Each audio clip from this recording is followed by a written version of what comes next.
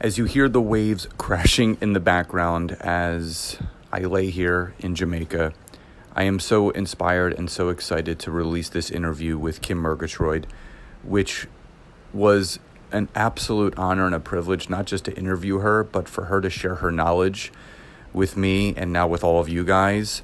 It's truly going to impact you in so many ways. So sit back, enjoy, and here's the episode.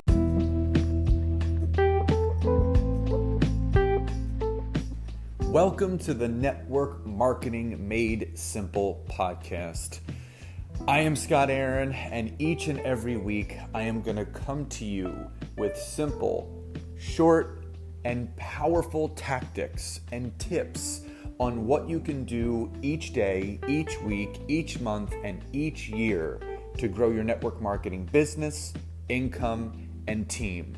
And just remember, network marketing is not easy, but it can be made easy with simple steps to bring you the success that you truly deserve.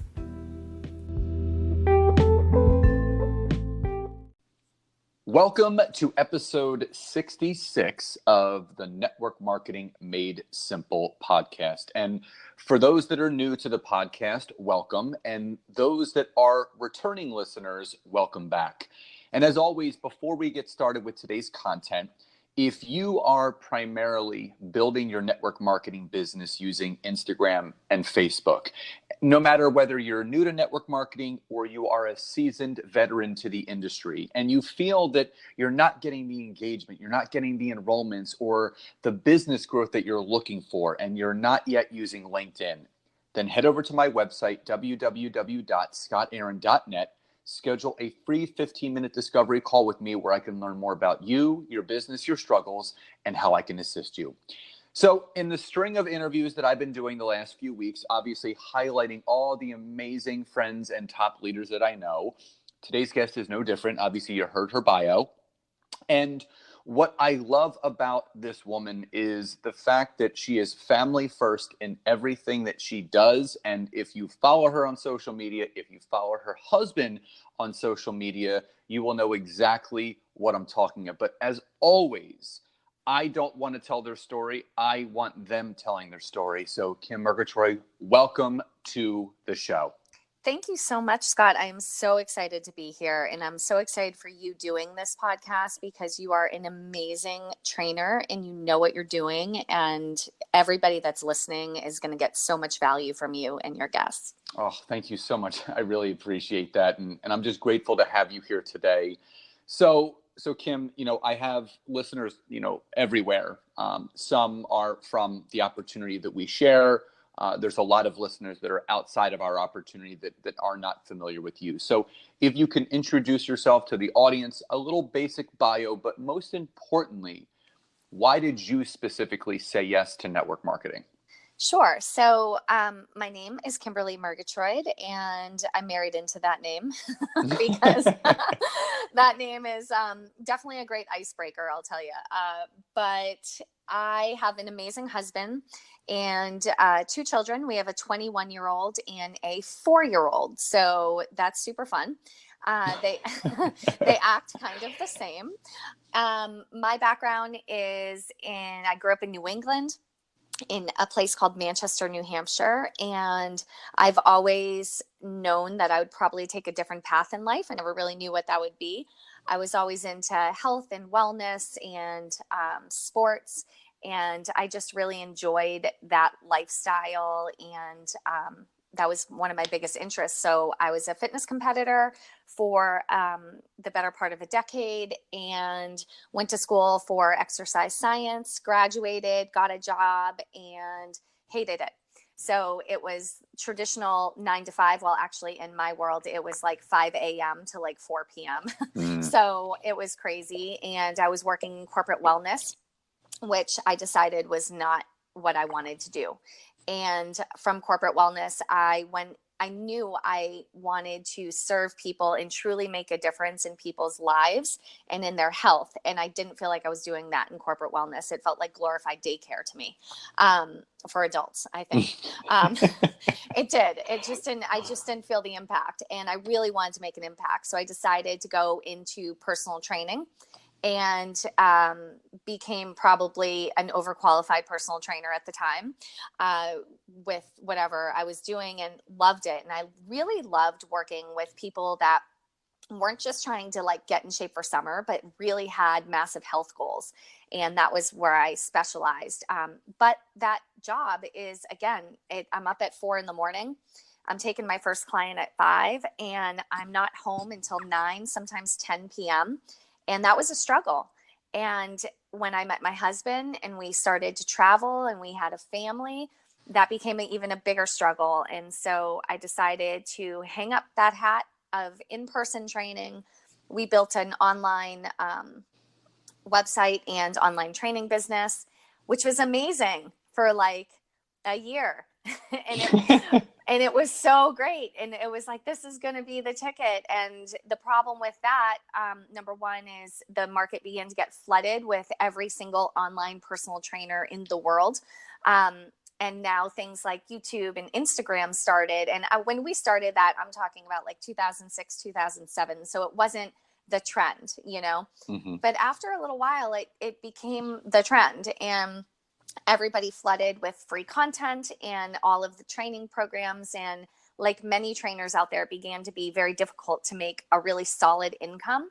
And I missed that in-person connection because it was all online. And so that was kind of like, you know, a little bit of a downer. And I then had a baby, Sophia, our youngest, 4 years old now. So 4 years ago, had a baby. Some of my friends had joined this network marketing opportunity 3 years prior, asked me to do it. I said no multiple times for 3 years. Kindly. I used the products. I loved the products, but I did not want to do the business side of this opportunity. And I kind of watched them.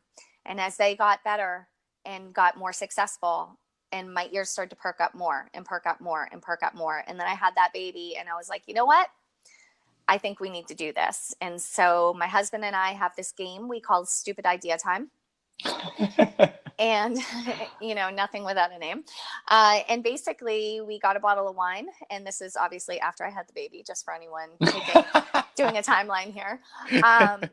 We sat down around the table, got a bottle of wine and a whiteboard, and decided that we needed a different future. He was a chiropractor by trade. He had a medical office for, at that time, like 20 years. And he didn't want to do it anymore. He was tired. He was listening to people in pain all the time. And, you know, we're positive, happy people. And it was just not the way he wanted to live his life. And I had this new baby at home, and my online business was, you know, not doing so great. And I knew I needed to find a way to make some money so I didn't have to go back to work.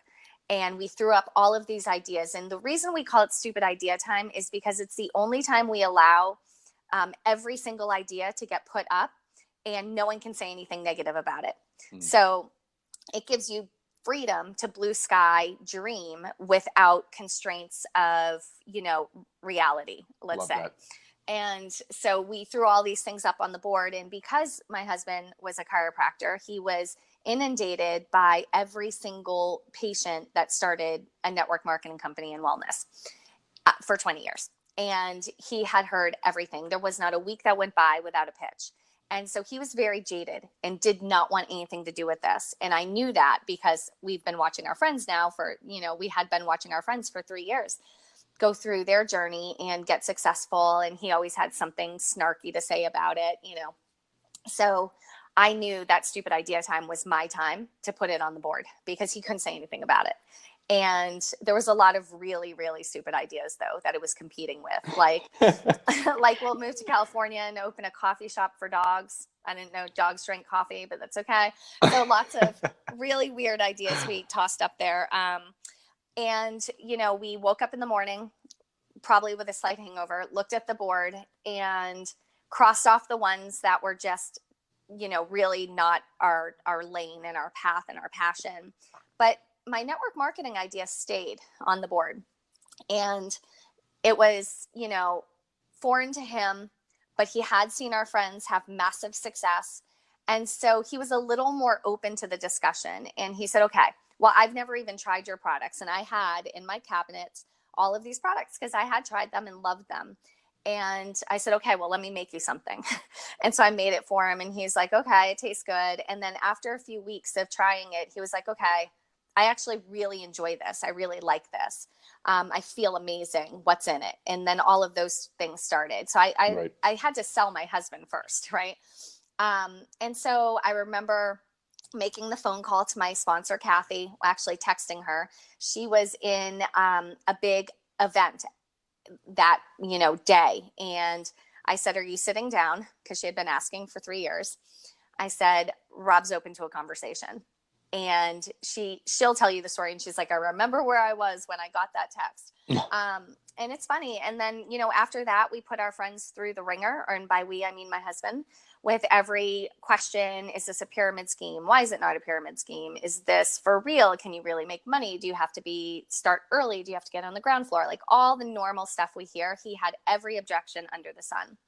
He asked him, he got over it. We went to our first big New Year's kickoff event, and we came home on fire, ready to go, and never looked back.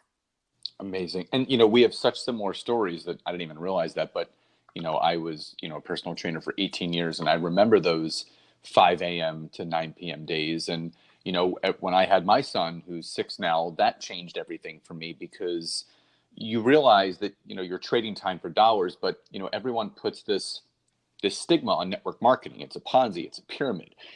And they're just taking advice from the wrong people. And, I've always been psychologically unemployable, so I've never had a boss, and I always wanted more. And what I love most about network marketing is that it truly is a personal development journey with a compensation plan attached to it. And it's the truth. The people that you see the most successful that I'm understanding now are the ones that work the hardest on themselves. The people that are stuck where they are, not making the money they want, they're still in that dead-end job they keep complaining about.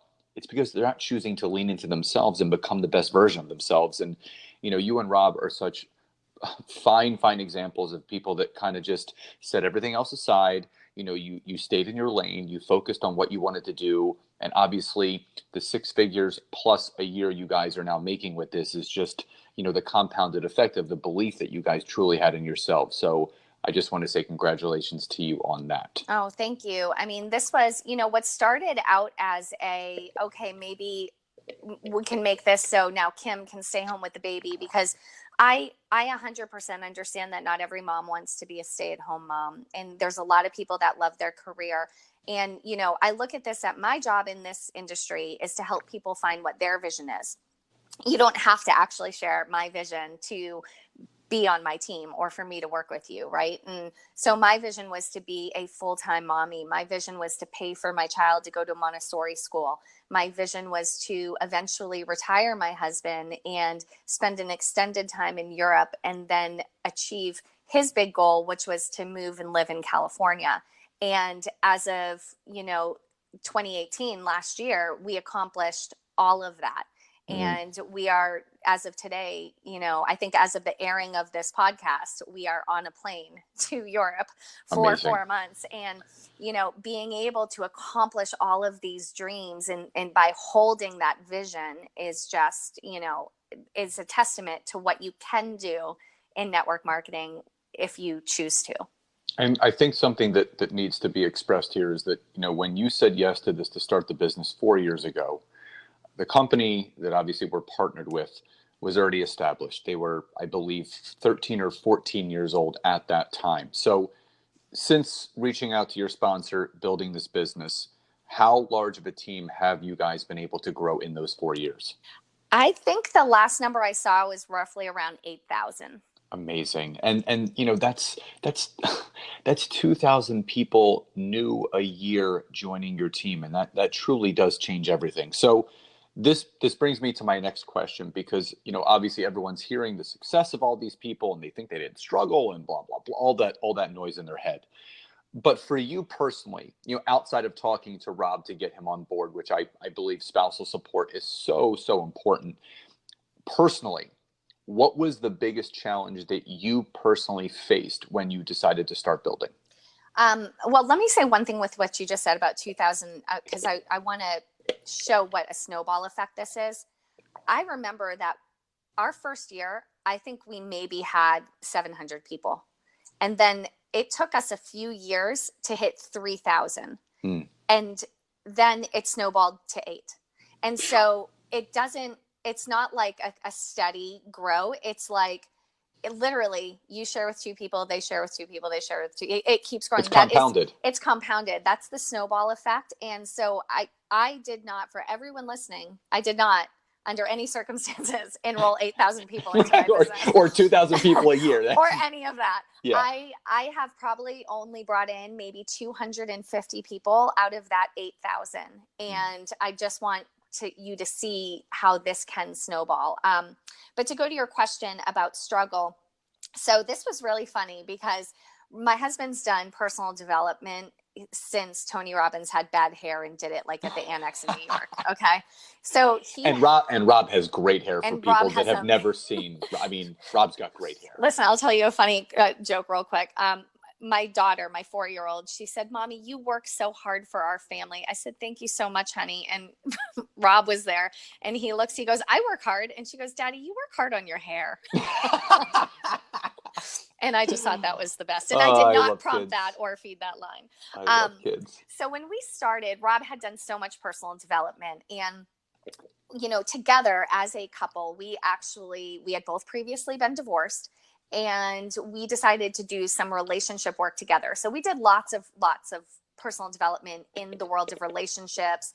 But I still was kind of new to that personal development world. And we look back now and we laugh because Rob, one day he was like, "Kim, I saw this book. I think you should read it. It's called New Earth by Eckhart Tolle." And I said, "My Earth is..." Love him. Yeah, except I said, "My Earth is fine." And I didn't want to read it. So that should give you a little idea of what my personal development mindset was at the time. And, I was scared. I was scared to grow. I was scared to fail. I was scared to struggle. I was scared to look stupid.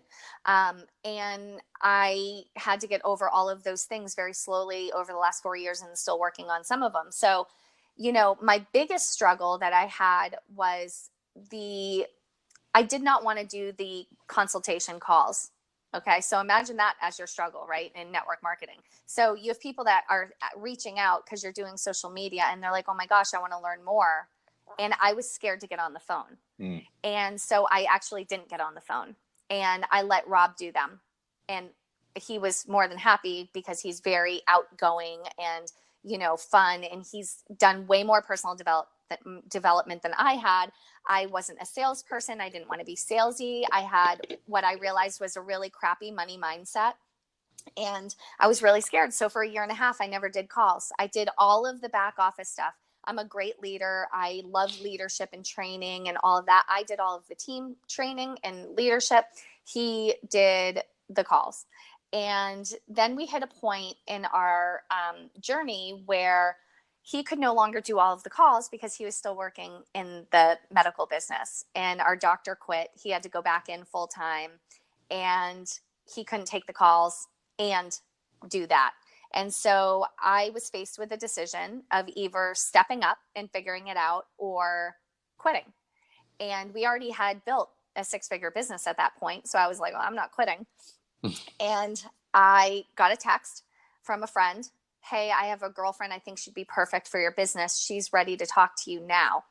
And Rob was at work. I was like, what do I do? Here we go. And so I picked up the phone and I think I almost pooped my pants 3 times. But I'm glad you didn't. But I did not, for anyone that cares. And I did the call and she enrolled and I was like, okay. And what I realized for me was multiple things. I felt like I was trying to sell people and I felt icky. And I felt like if I used all these scripts that it was going to be fake. And that was my fear. And so what I had to realize and what I decided to do is to go into the call with no expectation of selling them anything. And I still do this today. I go into every single call, including that first call, because it's the only way I could get on the phone with her, was how can I help her? And so I come from that place every time I before I do a call, I set the intention of I'm going to help this person and find whatever solution they need. And I started to do that. And I started to get really good at a lot of these calls, so much so that Rob wanted to do a 3-way call with me to see how I did it. And so we were on a call one day and the person's telling me all this stuff they want. And I actually felt like this was not a good fit for them business wise. And so I told them that. And I'll never forget, he walks around the corner and he looks at me and he's like, what the heck are you doing? And I was like, I am giving this person what they need. I'm telling them the truth. I do not think this is a good fit for them at this moment. And so I feel like when you're able to come from that place of not selling someone and being truly game to do calls purely to help the person and find a solution to their problem, it takes the pressure off of you. It makes you not feel salesy. And it also lets them know through your energy, through your voice, through your confidence, that you truly are here to help them. And I think that's the thing that it's the biggest struggle for me. Again, I didn't do a call for a year and a half and I've been doing them ever since.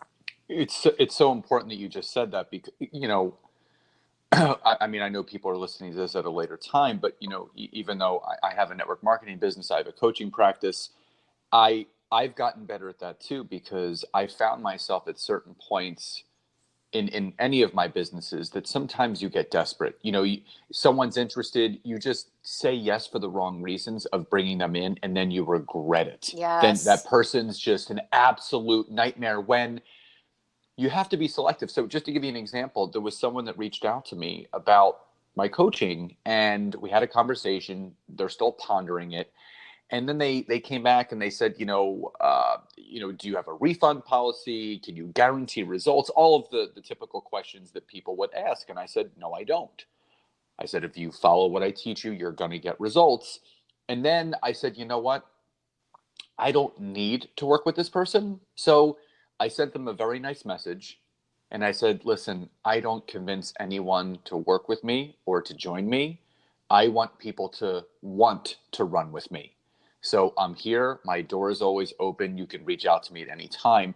And I want the listeners to understand, with what you said and what I said, there is such a peaceful power in having the confidence and the posture to be within yourself, to realize the more intentional and specific that you get with the type of person you're looking to either work with or build with, that's when people start showing up. It's when you start focusing your energy on the wrong people that are robbing your energy and stealing your time, and just like you said, running an adult daycare center, that's when you get distracted from building your business and you spend time with the wrong people. And when you can kind of step into that and realize that you have to get intentional and specific, that's when you start to see the business grow. Absolutely. And exactly what you said with, feeling like you're in that scarcity, because a lot of people come in to this business and they're like, I need to make money. I need to do this. I need to do that. And why didn't I get to 6 figures in 10 minutes? And, all of these things. And they have an exaggerated view of what this is supposed to be. And what is actually possible. Is there's a story of everybody that, ran up to the top level of the company in 3 days? Sure. But that's not the norm. And that most likely is not going to be your story. More power to you if it is, but that's most likely not going to be your story. And so you got to be in this for the long haul and have the right intention around it. And living in scarcity is not it.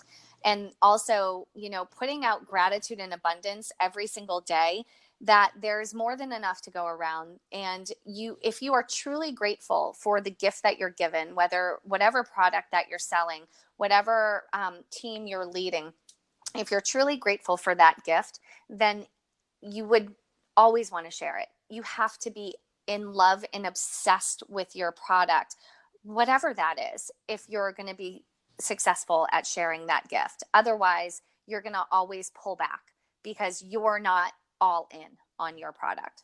Any people-focused business, whether it's network marketing or a brick and mortar or a coaching practice, it's always a human connection-based business. And it's always beyond that. It's a marathon. It's not a sprint. Yes. And I always say to people, you can take the best sprinter in the world and put them in a marathon race and they're going to come dead last. Yep. Because after 400 meters at the most, they are going to burn out. And that's the way. You don't want to think and feel that you're going to build a 6-figure income in 3 months. If you want to go play the lottery, I tell people all the time, go to the local gas station, get some scratch offs, and have some fun. Because that's not what network marketing is. Network marketing is a business. You're building an empire, you're growing a team, you're growing a culture. And that is going to take time to nurture. Whoever's listening to this right now, if you have a big team, small team, a year from now, your team is going to look completely different. Who you think right now you have on your team that's running with you, they might not be here a year from now. Everyone thinks that everyone that signs up for this is going to stay forever. You always have to be looking for the next big person, the next person that's going to run with you, because in network marketing, no one puts in their 2-week notice. They just sneak out the back door without telling you. So it's always important to keep moving forward. Absolutely. 100%. So that brings me to my next question. So now that obviously you're building your team and someone comes to you and they want to build, where you guys are right now, what's the typical onboarding process in getting someone starting to build their business? And what has been the keys for you guys to keep people engaged in continuing to build their business? So I think the first place that I start is finding out what their vision is. What do they want? Because without that, you can tell me you want money, but I'm going to ask you why until you give me the reason that is deep down that you truly want to do this. And that vision of how you want your life set up. What do you really, really want? As adults, we don't dream in the same way that we did when we were kids, even that you did when you were in elementary school or in college. You dreamed without limitations. And as adults, we put so many limits on what we think we're capable of, what we think society will accept. What is this person going to think? What is that person going to think? I went to school and got this degree and now I'm doing network marketing. All of these things float around your head and impact your ability to dream. And so that's why we play Stupid Idea Time, because we pull all of that off and we say, what do we want? What do we, just myself, my husband, my family, what do we want? And I guide people through that for themselves and find out, what do they want? What is their vision? Because I need to know that. My job as a leader is to hold their vision in a container so they can always have access to it, because their belief isn't at 100%. Somebody comes in this business and they're like 20%. They get a little success, they're 30%. They get a failure, they go back to 20. They go to an event, maybe they go to 40. They're not at 100% yet in belief. And I have to hold that belief and hold their vision so they have me to support them and wrap that around them and remind them of their vision and pour that belief into them. So that's the first thing I do, is I find out, what do they want? And whatever that is, I'm here to support that. So like I said, a lot of people get caught up in, oh, Rob and Kim have a weird life and they're going to go spend 4 months traveling around the world. And that's just not how my life is set up. I'm like, well, yeah, you don't have to do that. No, you don't actually have to do that. That's what we want to do. Right. But maybe I have people on my team that they're building a beach house fund. They love their life. They love how it's set up. They want to build a beach house fund. I have others that are seeing the long-term vision of retiring from their corporate career in 5 to 8 years. And they're like, this is going to replace the salary that I'm going to have in that time. So everybody's vision is a little bit different. So the first thing is to really nail down that vision, because if you don't know why you want something, then when you have the person return the product, you're going to quit. You have to know why. I also set a really realistic expectation for them. And I let them know, it's so amazing in our company, Scott, that we have mindset training. Yeah. And that teaches you the cycle of growth and how people come in really, really excited. And then as soon as they get one bad thing, they get deflated. And then they don't really know what they're doing, but they're really excited, but they think they know what they're doing. And it walks them all the way through until something actually becomes their identity, you know? And for me now, this has become my identity. I don't have to prep to talk to people. I used to have to, but I don't now. And so, you know, I walk them through that process and I let them know in advance. People are going to say no to you. Actually, a lot of people are going to say no, but it's okay because you're looking for the yeses and you're going on and don't take those people that say no and stress on it. Put them on your not now list and move on because they will come back around. It took me 3 years. Okay. They do come back around. Things change, things shift. So I find their vision. I set them up with a realistic expectation, and then we run the tracks, whatever they want. So if someone comes in and they're like, I want 50,000 a year within the next 6 months, you know, I set the expectation. And then I say, okay, well, if that's truly where you're running, you know, here's what I think it'll be. But if this is truly where you're running, this is the course we're going to run on. But if somebody else is like, hey, I'd like a couple extra $100 a month, maybe, you know, earn my products for free, then I have a track for them. And I guide them down that track. The biggest thing in my onboarding process is I match energy. And I know you'll hear that from a lot of elite network marketers is they match energy. And I just wish I learned that one a little bit sooner, because sometimes it's like dragging a sack of potatoes. You want it for someone so much more than they want it. Yeah. And you see their potential and you see where they're getting in the way of themselves. And that's where what you first said in this, which is it's a personal development company. Whatever company you're with, this is personal development. Network marketing is personal development. You have to do the personal development. So I match the energy. And if I pour into somebody my belief and my tips and my strategies and everything, and I am their rock, and they don't show up in the same way, then I can't continue to do that for an extended period of time. So I will guide them. We have amazing training structure in our team that we plug everybody into. But I will run next to runners, walk next to walkers. I will be there, but I need to be able to match that energy to grow my own business, you know? So. And just to interject for one quick second. So Sure. you brought up two things. Number one, I'm a big believer that actions will always speak louder than words. Don't tell me, show me. Exactly. The other thing is this: I live by something called the 51-49 rule. You have to want it 51% for yourself, and I have to want it 49% for you. If those numbers switch, where I want it 51% for you and you want it 49% for yourself, it's never going to work. Yeah. Even though you do have to match energy, that person always has to want it just a little bit more for themselves than you want it for them. So that's beautiful. Absolutely. Yeah. And sometimes, like, I'll give you an example. The first person that said yes to me for the products, not the business, was my best friend, because you can always count on the bestie, right? Right. She was like, sure, set me up with something. Right. And she had 4 kids, and she was working as a nurse, and that's a lot. And she had 1 kid with special needs.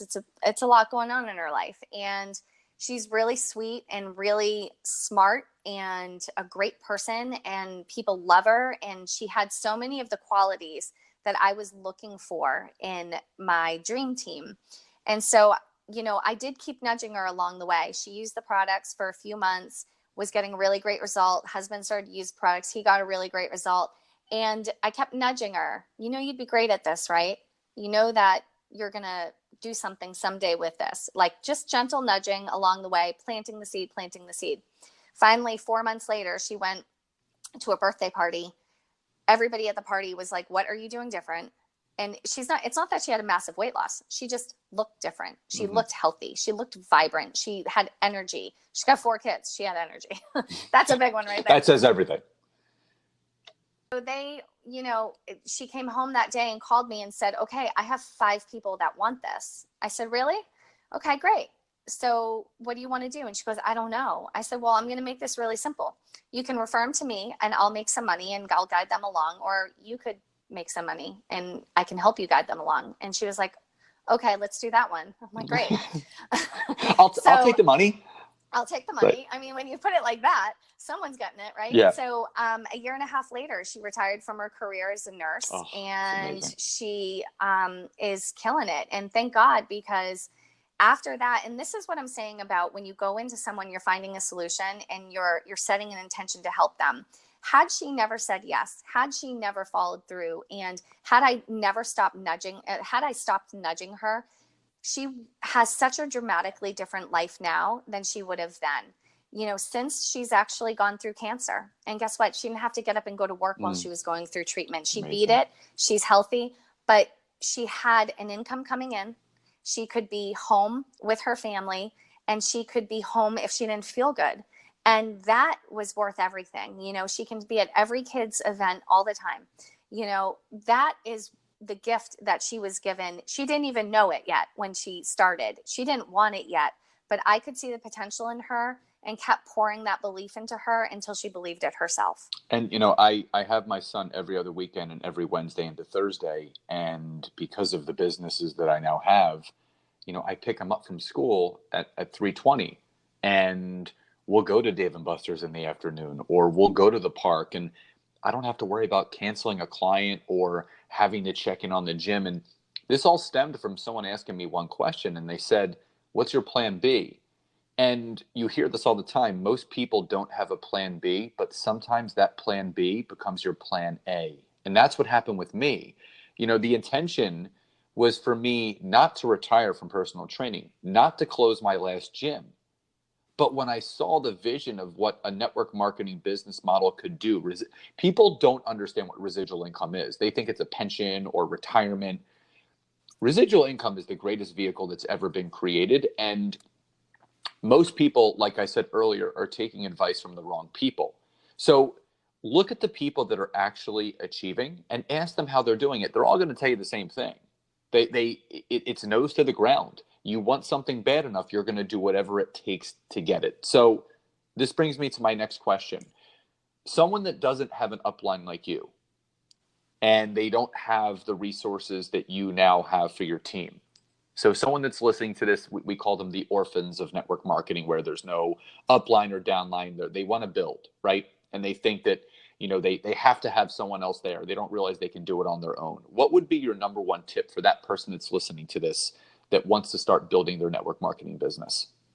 I would say plug into your company, plug into the events, plug into local events in your area that are going on, whether your team is there or not. I have adopted many orphans in our industry. And, you know, I'm grateful to be part of a company that leads from the front in the one team vibe. So I know that I can call Scott or Sally or whoever on any other team and ask them questions and get answers and have them do calls for my team, and they get nothing from it. They're not financially linked, but so many of the big leaders in our company are so willing to give and give and give to anyone in the company, because as a company and as an industry, it makes us stronger. And I would say plug into anything local, plug into the leaders on their social media and watch their social media, watch what they're doing, see how they're doing it. If you can, go to their events, find someone you align with in your style, in your vibe, and what you want to create, and go to their event. If you have to fly across the country, that's okay. Yeah. Go to their event. Put the belief and the energy into you. Pick up books like The Go-Giver. Pick up books like Secrets of a Millionaire Mind, where T. Harv Eker.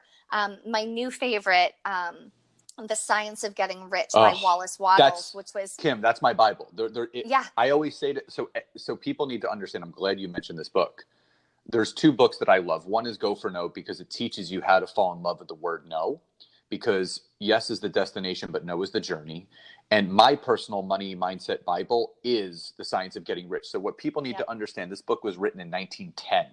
So the language is a little bit archaic, but the fact is that the secret, the strangest secret, Think and Grow Rich, Rich Dad, Poor Dad, all of those books are based off of the teachings and the principles in that book. So I'm so glad you mentioned that book. Yes. Yeah, it's funny because I read it and I was like, okay, every single book I've ever read about manifesting, about what you think about, manifesting your dreams, all of these things came from this book. And so it's amazing to me that this man, Wallace Wattles, true name, wrote it in 1910. So yeah, I mean, put that into yourself, get trained, but don't go into paralysis of analysis, and don't, be a consumer of endless amounts of training without taking action. You need to take action. And the best way to learn, it's just like a little kid, right? The best way to learn is by doing it and falling and getting back up and doing it again, and never, ever stopping, and keep doing it and keep pivoting. This is the biggest thing you can do is personal development, and connect with your company and other leaders in your company, and just grow. It doesn't matter if you have an upline. It really doesn't. Some people have amazing uplines. Some people have crappy uplines. Some people have uplines that have checked out of the business and they're still making tons of money, but they're not actually doing any training. It just depends on where you fall in the tree, but where you fall in the tree doesn't matter, because you can still grow. Love all of that. So this brings me to my final question before we end this incredible epic interview. So compared to what you found in the beginning, now that you're 4 years in, where you are and as established as your guys' businesses are now, what's been the best way recently, now 4 years in, that you've been able to attract and find new builders? I think that, it's definitely a different world now. But I think the biggest thing that I believe is one thing: be who you want to attract. And find out what makes you different. Because right now there's a gazillion companies. There's a new one every 10 minutes. There's also a million people selling your same product. and you can tell me all the reasons why your product is different, and that's fine. People don't buy the product, they buy you. Yep.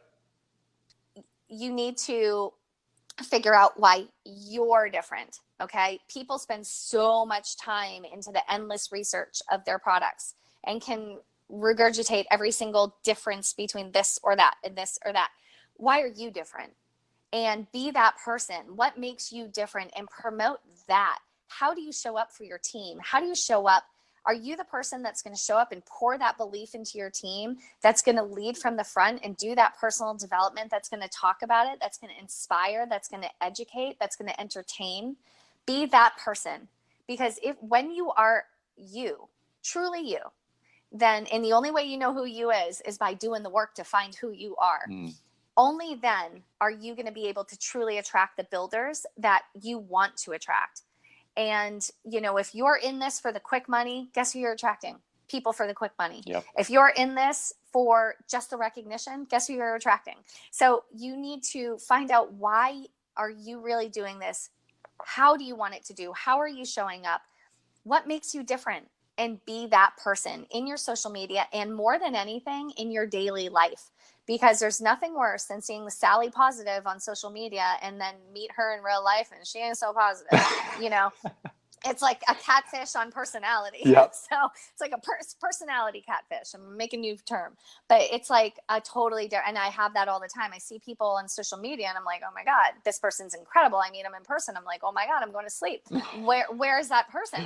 Right. Where did they go? And, a lot of times it's just, your comfort level or whatever. So that's what I would say. And for, anything, just have that abundance mindset, really do the work on your personal development, and don't come from a place of scarcity. Don't come from a place where it's all about you.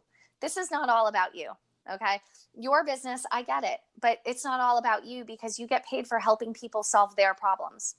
And so make it about them and serve more people, and therefore you will earn more money. Love that. Success leaves clues, and clarity is king. So before we end today's episode, how can people find you on social media, and what's the best way to get in touch with you? On Instagram right now at Kim Murgatroyd, and good luck spelling that one. Probably should have thought that one through. It's going to be in the show notes. Don't worry. It'll be in the show notes. Perfect. But yeah, Instagram is the easiest at Kim Murgatroyd, and I am happy to connect and share with anybody that is interested. Awesome. Kim, this was such an epic episode. I just enjoy listening to you. So well spoken, so inspiring, and it's so apparent and so clear how much of a heart of service that you have for not only the people in your life that you're just friends with, like myself, but all the people that you're building with. So thank you from the bottom of my heart. So much love and gratitude for you and you giving your time to the audience today. It's my pleasure. And thank you so much, Scott. And I love what you do. And by the way, for everyone listening, Scott came in and did an amazing training in LinkedIn for our team. And our team is loving it, using it, and is over the moon about it. So go check it out if you haven't. Well, thank you so much for the plug. And for everyone, please leave your comments, connect with Kim, and just remember, network marketing, it's not that it's difficult. It can be made simple if you just take those small, actionable steps each and every day to create that success that you truly deserve. So everyone, please enjoy the rest of your day, and I'll talk to you next time. Bye-bye, everybody.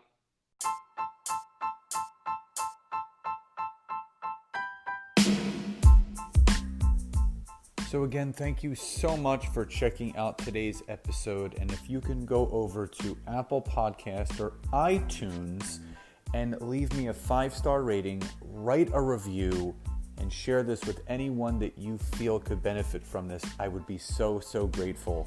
And again, if you would like to learn more about LinkedIn and how I can personally assist you in growing your network marketing business, head over to www.scottaaron.net and schedule a free 15-minute coaching session with me today. Have a great day, and I'll see you guys next time.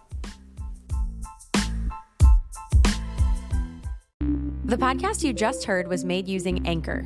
Ever thought about making your own podcast? Anchor makes it really easy for anyone to get started. It's a one-stop shop for recording, hosting, and distributing podcasts. Best of all, it's 100% free. Sign up now at anchor.fm/new. That's anchor.fm/new to get started.